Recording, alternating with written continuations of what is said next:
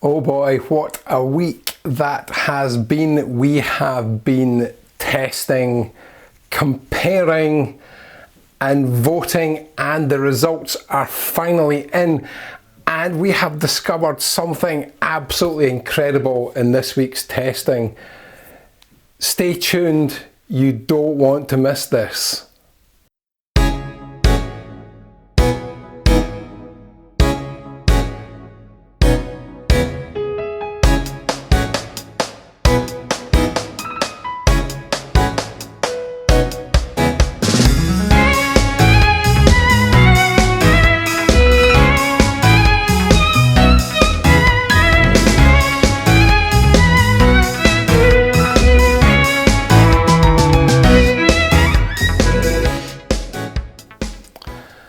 Welcome to our third in our series of streamer comparisons, and this week, as I explained in last week's video, we've taken a slight departure from our schedule, and it'll make sense to you when I explain why. When we originally did the week 1 test, we did the Master Edition Eversolo versus the Volumio Primo. Now, it probably didn't come as a great surprise to anybody that the Master Edition won through. Given the price differential, you could rightly expect a performance differential as well. And that was borne out from last week's testing, where we pitched the Eversolo Master Edition up against its Standard Edition, and once again the Master Edition won through. However, it does indeed raise the burning question then: if we pitch the Standard Edition Eversolo against the Volumio, will it be such an emphatic win one way or the other? Will the Eversolo win through, or will the Volumio show something that perhaps wasn't obvious when we compared it against something costing a lot more? So this week, this is why we've decided to do this, and it's been, I've got to say, an incredible journey. We've done it in 2 separate stages, and it's important to talk about what those are and why we've done it this way. We've not done it this way before. So as always, let me just reiterate, and I want to just emphasize to those of you that have this question about how we blind test, and I've seen it in some of the comments and I've replied to the comments too. However, the blind testing is exactly as it says. It's completely blind. In the showroom, when our staff are being asked to compare, they only know it as System A and System B, or Streamer A, Streamer B. They do not know which is which. Now that's vital.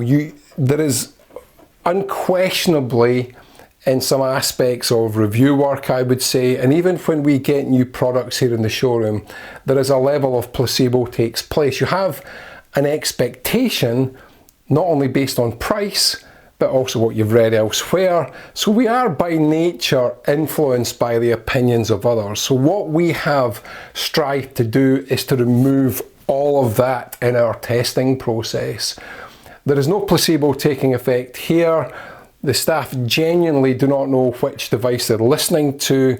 We play a series of 3 tracks. They're asked then at the end of that series to decide or vote on which device they preferred. Now this is not a case of guessing, this is not a case of trying to guess which device is which. It is simply them showing their personal preference. And that there has to be a clear distinction from that. Someone asked us, oh, I would challenge anybody to try and tell the difference from one device to the other, or guess which is which. And I think on an initial listen, you wouldn't really be able to do that. However, over time, once your brain tuned into a certain device's sonic and tonal characteristics, then I think that's possible. And in fact, on one of the testings, after the end of it, I said to Andrew, who's our sales manager, I think device A is this and device B is this. And he said, yes, you're absolutely right, that is what they are. But that's purely on me learning how they sound. So I guess that does show that each has its own characteristics, and I think that's important.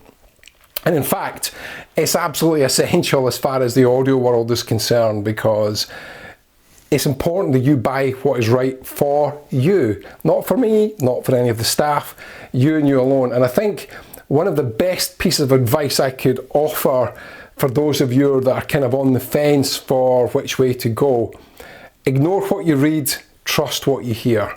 And that is primarily the advice I'd give to anybody.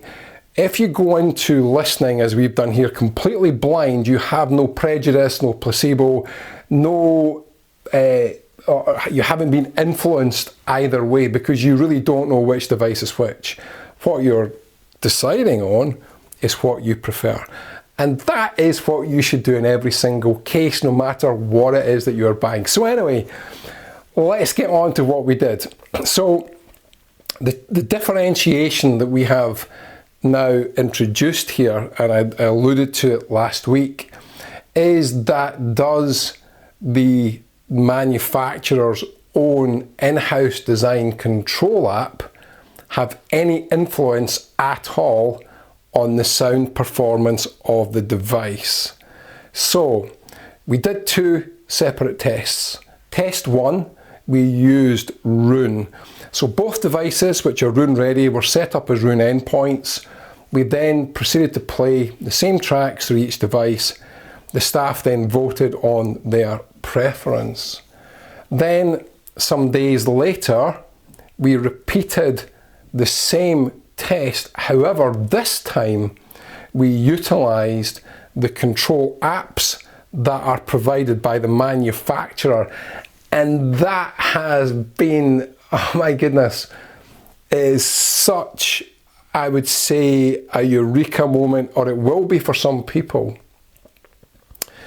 So here we are. It's a very intriguing test. Both devices are at a very similar price point. The Eversolo Primo comes with the premium version of their control software. Now, again, in last week's video, I covered that, and I'll bring up the spec of this again so you can see for yourself, and we'll be going into that later in the video. But this costs about £70 a year if you were to buy it and use it separately on a different device. So for someone to be willing to spend £70 on it does suggest that it must bring some performance gain to the Volumio. Now, I can hear some of you thinking, yeah, but Roon costs this much per year. But the differentiation is that Roon is a generic control system. Yes, it's expensive. It costs a similar amount each year to be a subscriber to Roon, but it's not designed specifically for one device, whereas the Volumio app is. So this is something we had to find out, is it worth, or does it bring something to the Volumio that Roon or any other third-party control software can't bring? So as always, let us just get into what happened in the showroom, and then we'll give you round one results, and we'll have a discussion about that, and then we'll get into the real juicy, meaty part you don't want to miss, the manufacturer's own apps head to head with the same devices, when we've already set, if you like, the benchmark of both devices on a third-party piece of software. Anyway, here's what happened in the showroom.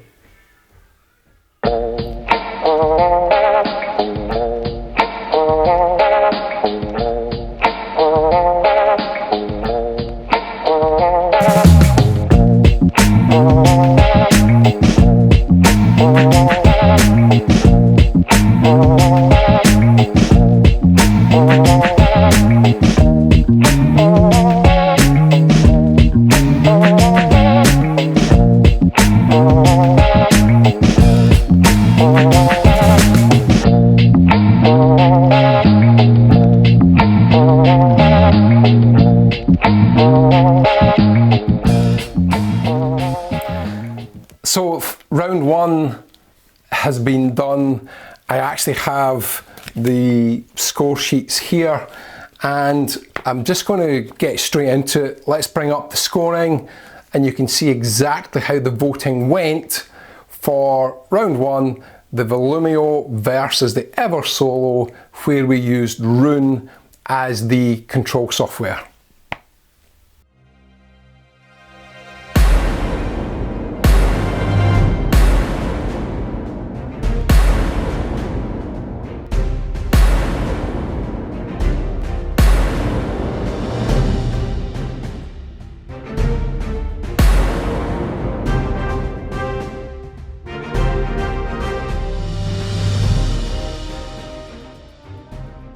Well, let me tell you, that is pretty close. 4-3 to the Eversolo. I guess the question is that a big enough, or is it, you know, a big enough sample to give the definitive answer? And I would say no. We could have perhaps brought in more people, and I think when you get a 4-3 split, I think it's too close to call. I think in this example, personally, I chose the Eversolo as it turns out. I felt that using Roon, and perhaps Roon and the Volumio, aren't the best marriage. It would seem to me that the Volumio is losing something with Roon now. That's only my opinion. It's only based on the equipment that we have used. Again, in the YouTube listing below in the description, I'll list every piece of equipment that we used. And again, just to reiterate, with all our testing, everything is equal. The cables are the same. Everything is exactly the same in terms of how we connect the devices up to our network, which we use as the SOtM network switch and the SOtM cables, each device benefiting from the ISO Cat7 setup. So we're trying to keep as much external influence at bay. Actually, this raises a point which I think is pertinent. Somebody commented below last week's video that they actually can't hear any difference at all, almost regardless of whether they use the internal DACs, an external DAC, a different streamer.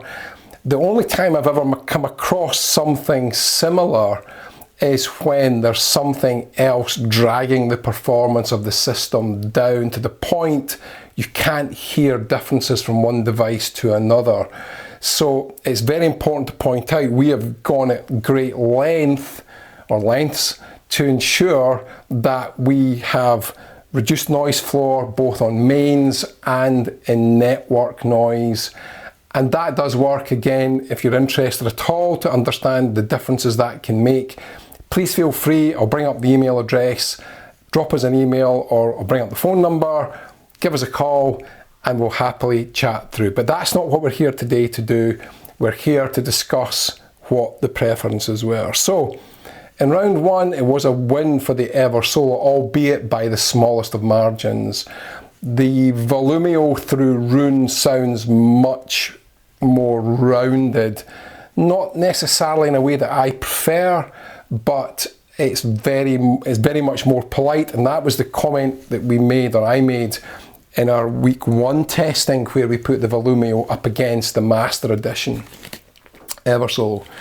This week, those sonic characteristics were still present, and some might prefer that. There's no question. In fact, you know, 3 of our 7 staff did prefer the characteristics of the Volumio in test 1.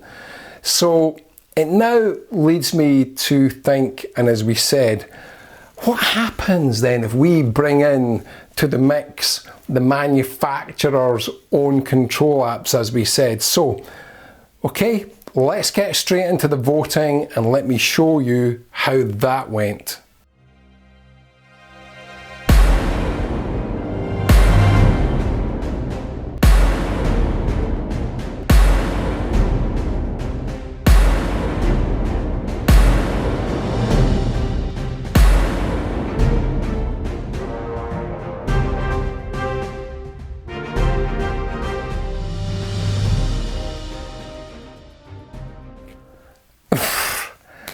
Didn't see that coming, did you? Oh my goodness.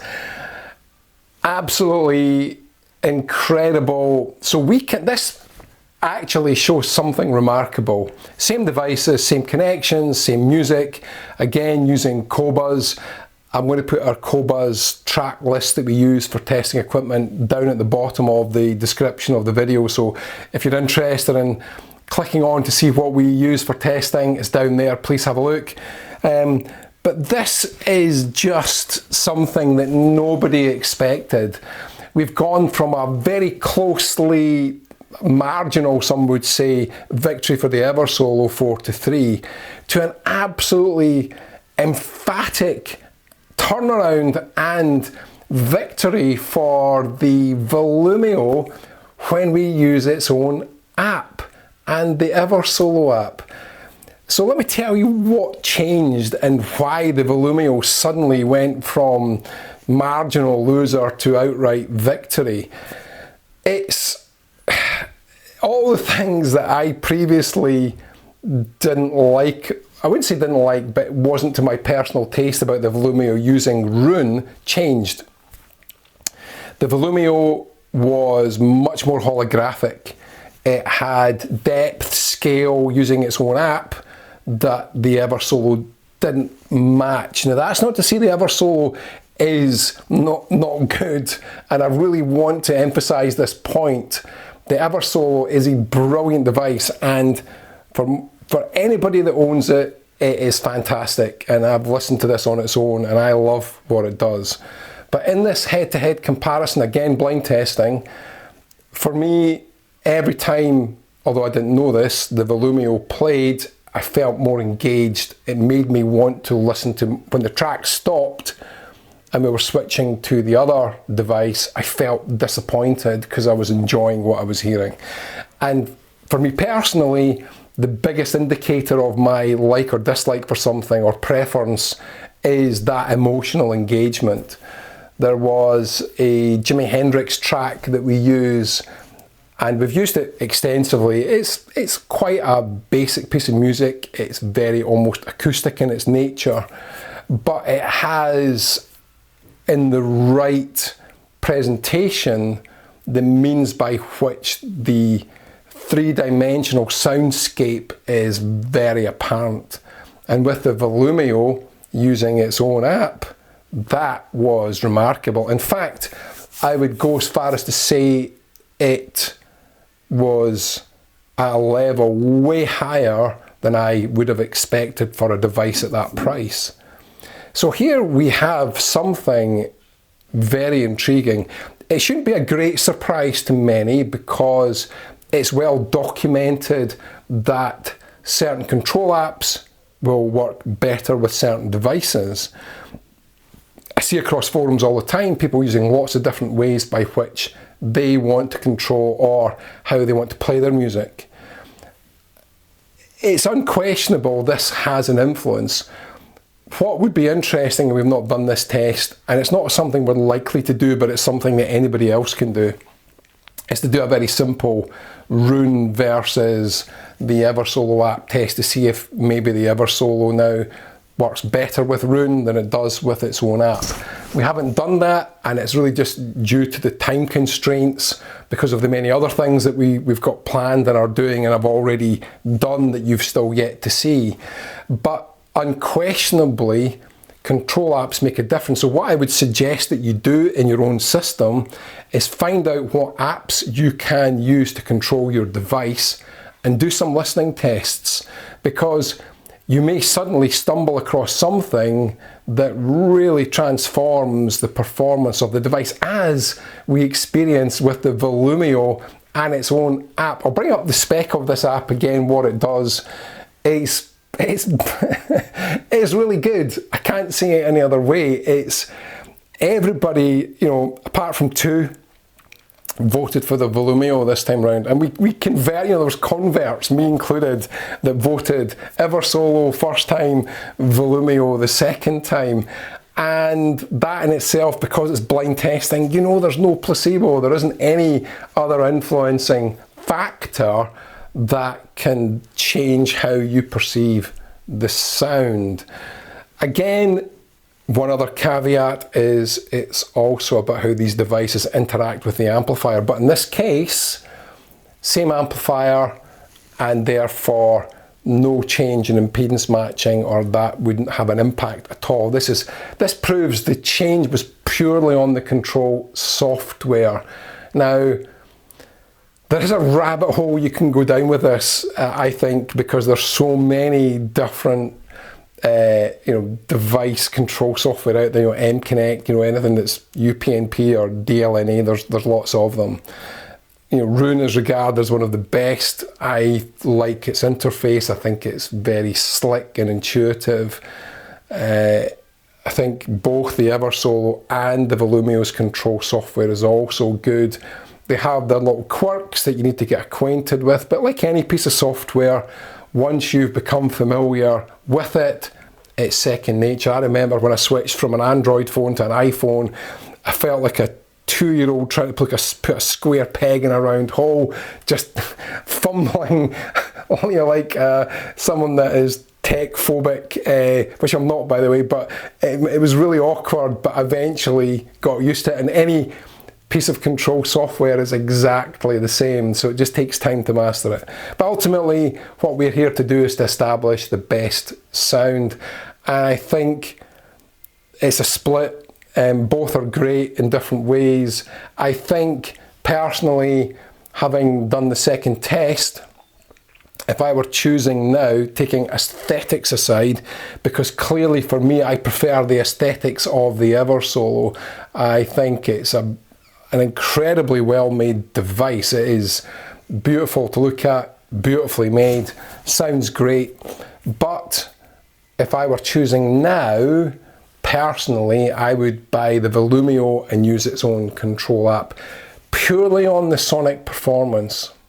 So whilst that kind of puts the cat amongst the pigeons to a certain extent, if you're a firm Roon user, then the clear winner is the Eversolo. However, if you're not fixed or tied into one piece of software, then you've nothing to lose by trying the other, different means to control how these actually work. So, whilst we're not quite at the end here, I have got a very personal and huge favour to ask you. If you're enjoying what we're producing here and you're enjoying the content, please subscribe to our channel. It would mean a great deal to us here at Elite Audio. We're absolutely so grateful for those that have subscribed in the last few weeks.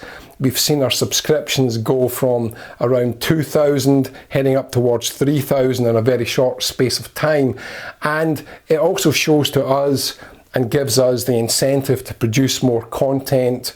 Please also give us feedback on the content you would like to see. We're going to have a week's break from the comparisons. There will be a video next week, but it's going to be on something very different. And then the week after, we will round all off with a conclusion of the big group test. That is where everything is included. One thing we have got planned is we are going to bring into the play an external DAC, where we will put Volumio's transport only versus the Eversolo Master Edition, which will be transport only again, and that means, well, the Volumio's transport only anyway. There is no DAC on that particular device. I'll bring the spec of that up here for you now, and do a direct comparison DAC versus, where the DAC is external, and simply looking at the performance of each as a transport only. And I know that's something that many of you have asked us to do, so we are going to do it for you. It's going to be not next week, not the week after, but the week after that. So you've got a few weeks to wait for that to come around, but we've got it all planned and it's in our forward roadmap for our video content for you. Anyway, wow, what a great comparison that was. I've got to say, I am genuinely surprised to a certain extent. I suspected the control software would make a difference. I've always had this kind of suspicion that it can't overcome any, and I'll use the words sort of, any sort of handicap that a device has in terms of its sound. If it doesn't sound great, can the control software make it sound better? Well, I'm kind of eating my own words from the past, and I've said to people previously that I believe that a good device is a good device, and all the software does is just give you a slightly different flavour. This kind of disproves that to a certain extent. So I've kind of got to eat humble pie and say that perhaps my prejudice opinion previously was wrong. And I like to be proven wrong, but in a good way. I'm not someone who will stick, no, that's what I believe in, and no one can change my mind. I'm very open to being proven differently by experience, and that's certainly what's happened here in this week's video. So one last favour to ask is, in our descriptive below the video, there is a link to subscribe to our newsletter. If you haven't done so, our newsletter gives early bird offers that you do not get anywhere else.